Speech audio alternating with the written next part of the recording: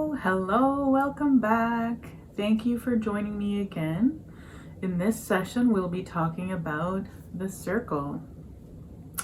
So this is an introduction to a medicine wheel.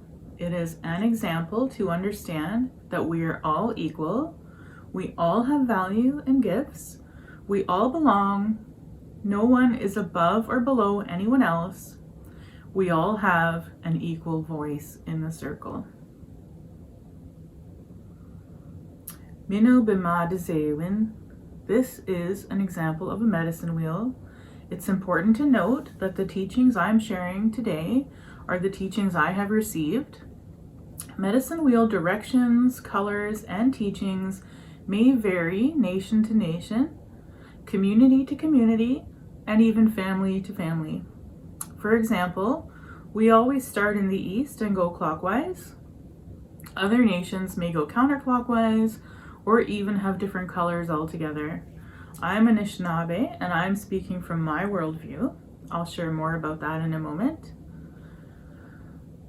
There are 4 equal quadrants here, and 4 is a very sacred number. There are 4 directions: east, south, west, and north. There are 4 main sacred medicines: tobacco, sweetgrass, cedar, and sage. There are 4 elements of a human being: the physical, emotional, mental, and spiritual. And there are 4 stages of life: childhood, youth, adult, and elder. The medicine wheel encourages us to think of ourselves as whole beings and encourages living in a balanced way. The circle, with its 4 equal parts, shows us that we're all equal. So by its very nature, the medicine wheel is a symbol that we all belong, we all have value, and we're all connected. I believe that we're living in a very sacred time. I've heard elders say that what we're doing right now is literally writing stories our descendants will tell. I believe in this sacred time, the medicine wheel shows us that we'll need all of the teachings from all nations to come together to overcome the problems we've created, because we can't use the same thinking that got us into these intersecting crises to get out of them. Here is a bit of a description of part of an Anishinaabe worldview. These are the foundational aspects of the medicine wheel. So the physical, the land. The land provides everything we need: food, water, shelter, and medicines. We are connected. We are part of it. We're indigenous to this land, therefore we're not separate from it. As Anishinaabe, everything we do, everything we make things with, it comes from the land. We are no different than a white cedar in the boreal forest. Next, the next quadrant is the emotional or social, which represents community. Our emotions interpret our experiences and inform future experiences. Our community provides space for us to gather, to share what we have, to work together in a cooperative way. We all have different gifts, different roles, and responsibilities. You hear a lot of talk about rights these days, but hardly ever hear about responsibilities. We have a responsibility for community care. As Anishinaabe, we have a responsibility to take care of the land. The next quadrant, the intellectual or mental, which represents language. So our language informs us about how everything is connected, how everything has a spirit, thereby informing how we treat each other and other living beings.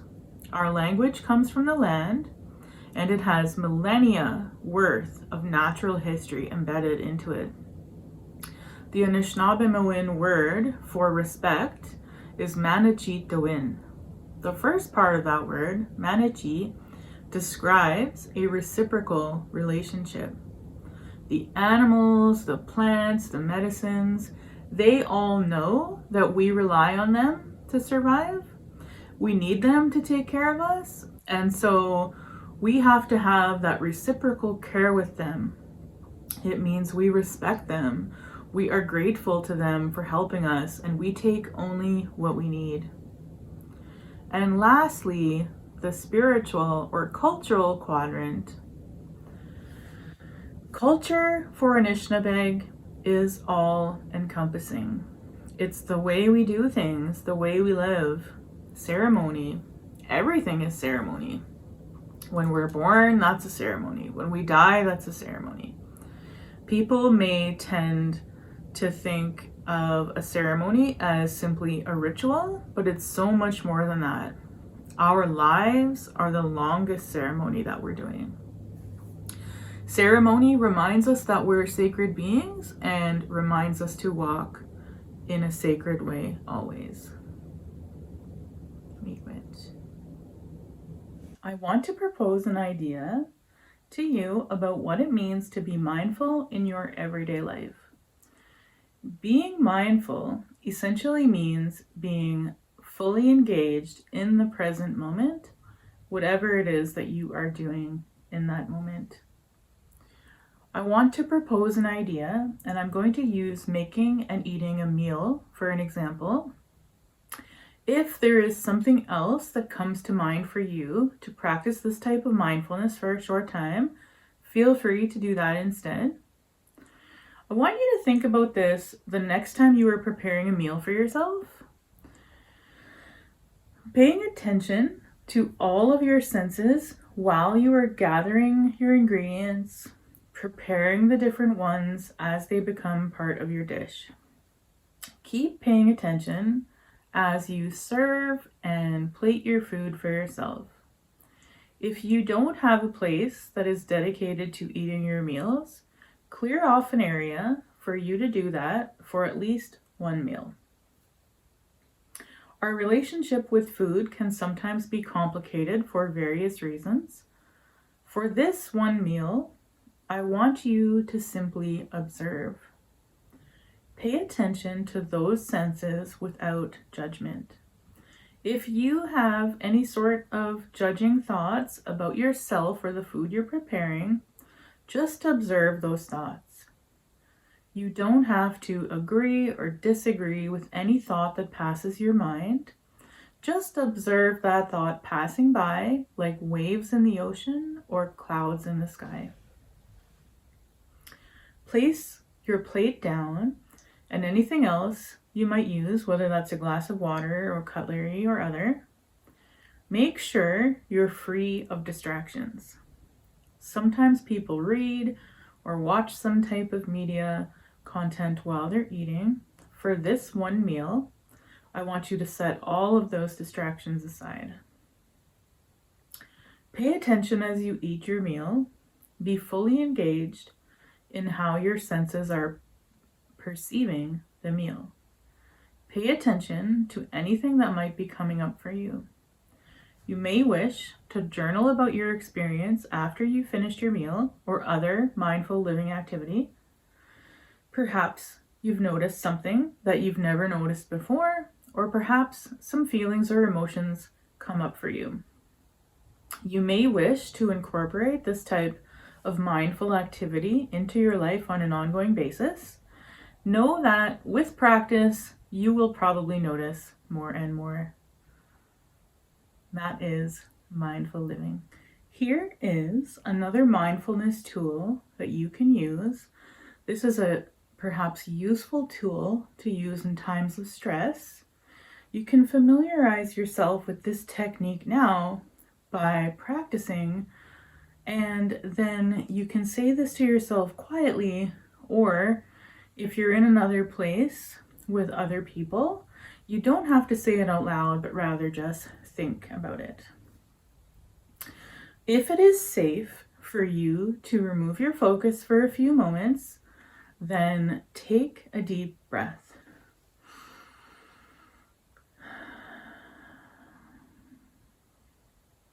Take another deep breath and count 5 things that you can see.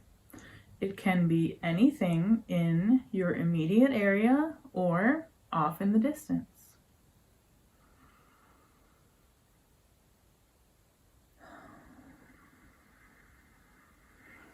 And then take another deep breath and count 4 things that you can hear. Again, this can be anything in your immediate area or off in the distance.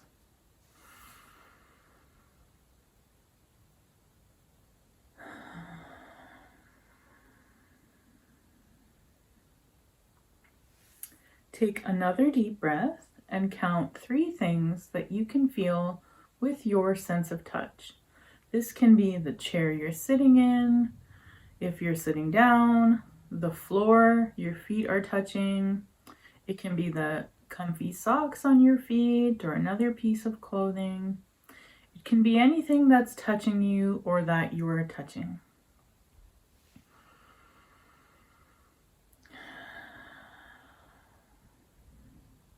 Take another deep breath and count 2 things that you can smell. This is likely to be something in your immediate area.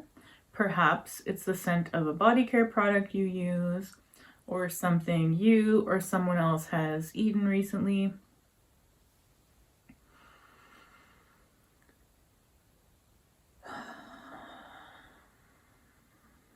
And then take one more deep breath and count 1 thing that you can taste. Perhaps you can still taste the flavor of a coffee or a snack that you had not long ago. This is a technique in grounding yourself in the present moment. It can help to slow down or lessen feelings of overwhelm in intense moments. You are the best judge of when it is safe to use this technique. For this step, what you'll need is your journal, pencil and eraser, your canvas once it has dried. Bring these items with you to a comfortable place to sit. Perhaps you've got a couch or a comfy chair that you like to sit in. Have them ready. In a few moments, we're going to go into the meditation together. Before we do that, I'd like you to make note of a few details. So once you get into the meditation, start noticing all of the image that you see. Notice the details, the energy that you feel, any feelings that are coming up that this image is bringing. After the meditation is over, you're going to want to do a rough sketch in your journal. Here's an example of mine.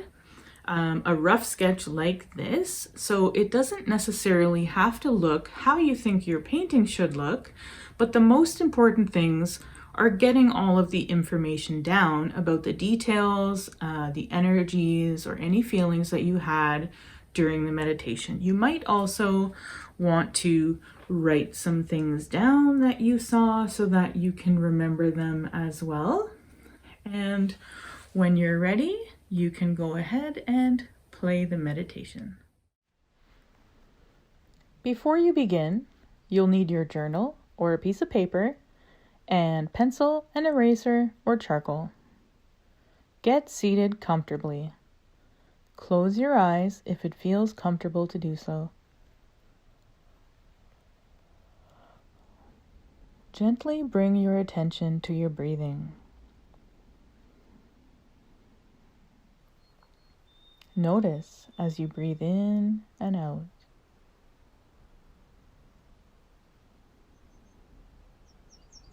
Notice where each in-breath begins and where it turns and becomes an out-breath.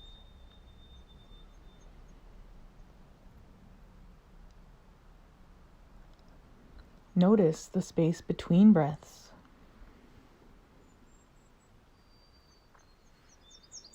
Whenever you begin to feel your mind wandering, that's okay. You can always reconnect by bringing your attention back to your breath.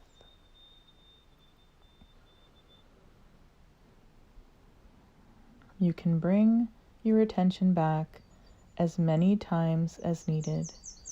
Just keep coming back to the breath.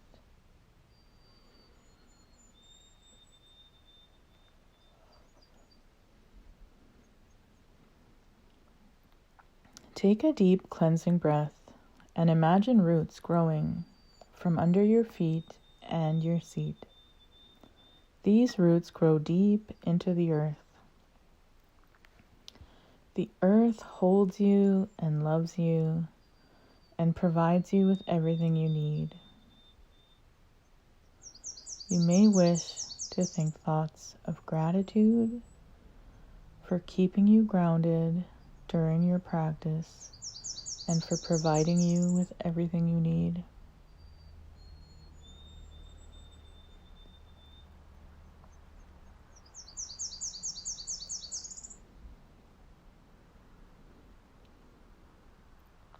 Take another deep cleansing breath and imagine a tiny silver thread coming out of the top of your head and going up. This thread connects you to your divinity, Creator, God, the universe, whoever or whatever your higher power, and is the source of unconditional love. You may wish to think thoughts of gratitude for keeping you connected to your divinity. Remember that you are a sacred being. Imagine energy coming up through your roots and providing you with all the support you need. And energy coming from above you, pure love, through your silver thread.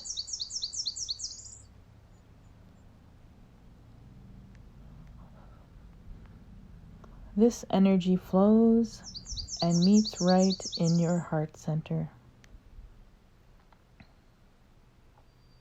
In your heart center, imagine a light. There is an awareness that is you. When you tune into this space, you'll be able to see, hear, sense guidance from your truest self for your image. Now tune in to your emotional self and notice how you're feeling emotionally.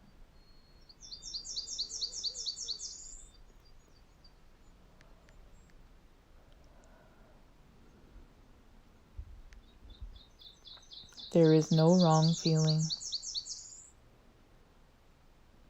Try not to judge your emotion, just notice it.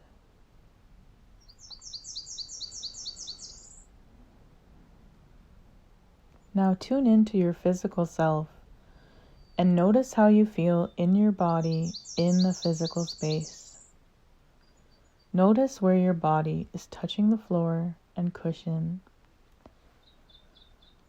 Notice if you have any tension or sore spots anywhere in your body.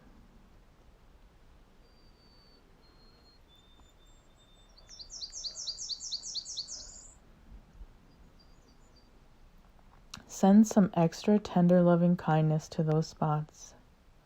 You may want to use your hands if you can reach them. Gently and lovingly hold the place or places that need extra care.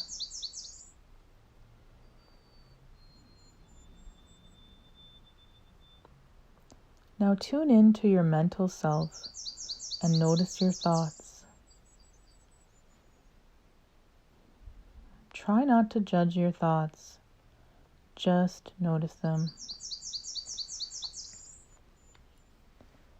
Think about your intention for your painting and hold it in your heart.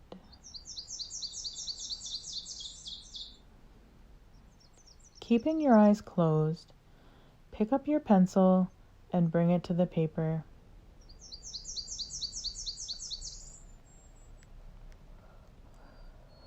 Open and close your hand around the pencil.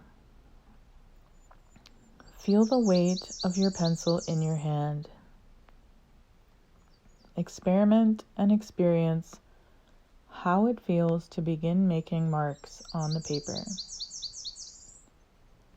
Feel the vibration of the pencil as you move it across the paper. Make some simple shapes, lines, squiggles, whatever feels good. Try not to judge the marks you're making. Just notice.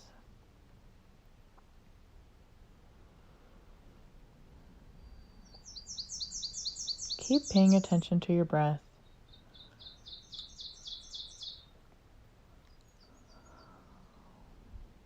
Notice if there's a shape or symbol that you keep repeating.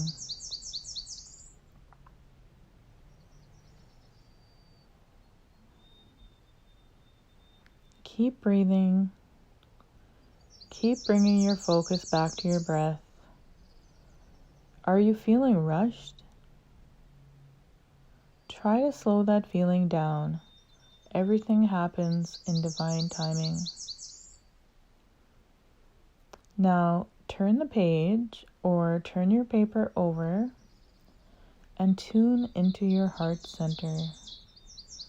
Imagine the muse or being that wants to be painted during this course.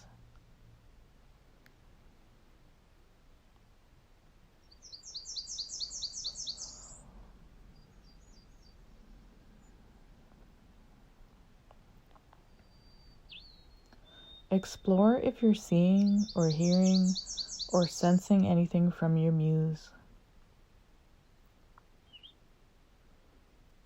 Is it a person? Is it an animal? Is it something else?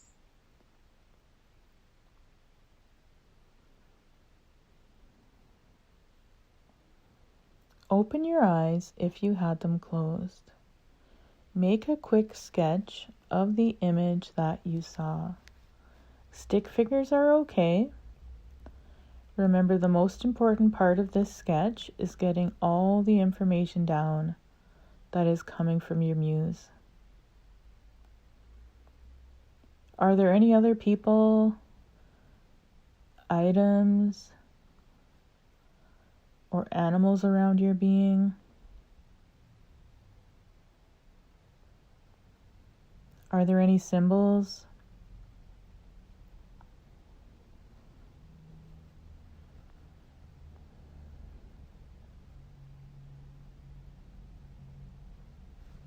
You may have seen an image in your mind at the time of meditation, or you may be struck with an idea or an image later when you're lost in thought or immersed in something that you're doing, or it could come to you in a totally different way.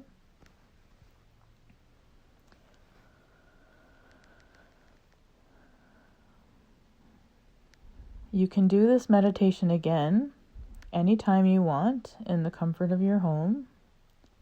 If you have another type of meditation that you do, you may wish to incorporate them. If you didn't see an image, I would encourage you to try this or another guided meditation for creativity. Now, I have finished my meditation and I made a rough sketch of what I saw in my image. There's a bear that I saw. I saw some source of light behind the bear, possibly a sun. I also saw some trees in the background, and the bear was standing on something. I also saw something over here. I'm not quite sure yet what that might be. Perhaps it's a symbol that will show up a bit later. So I made some indication on my rough sketch that there is possibly something that's going to appear here later.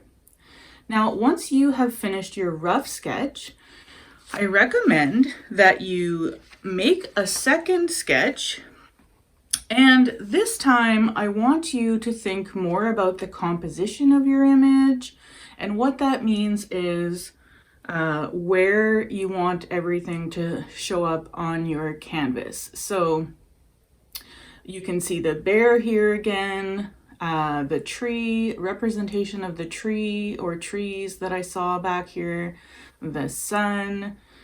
And you'll notice that the bear in this second image looks a little bit more like a bear. Now, one tip for you is that artists, when they are trying to make a representation of something in their work, they don't just automatically know how to draw a bear or paint a bear exactly as a bear would be. So I recommend that you spend some time doing a study. And what that means is you would find a reference image, in my case, of a bear that's in a position similar to what I saw in my image, and really pay attention to the shapes of the different parts of the bear. As well, you may want to try practicing sketching it out a few times before you make your actual sketch that you're going to reference on your painting. And you'll notice this time I left out the part that I'm not quite sure what it is yet. I'm going to just leave that for now until perhaps that shows up again a little further on in my work. Now the next step that we're going to do is transferring our image onto the canvas. So I'll see you back in the studio.